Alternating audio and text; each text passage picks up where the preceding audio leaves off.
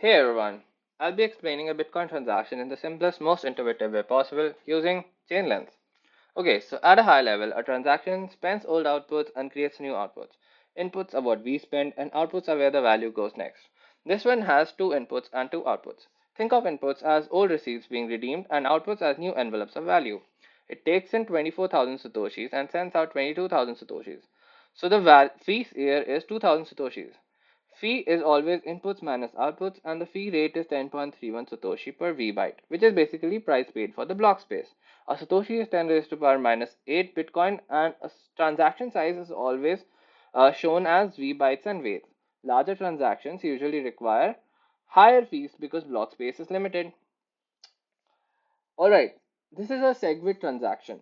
SegWit separates witness data, so transaction ID and witness transaction ID can differ. That's why both IDs are being shown here.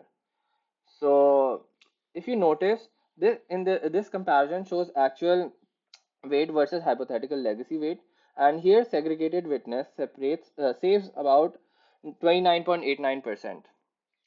Script type means locking rule on funds, so who can spend and what proof they need. In plain terms, P2PKH is the older style, address style, and P2SH is a script wrapper. P2WPKH and P2WSH are SegWit versions. P2TR is taproot, and op returns is data only and non-spendable. In this transaction, we directly see P2WPKH and P2PKH and P2TR.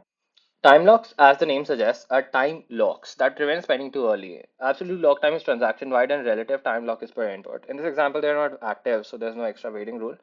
The warning here is RBF signaling, meaning an unconfirmed transaction can be replaced with a higher fee version. This is controlled by the input and sequence values. That's it. I hope you had a great time.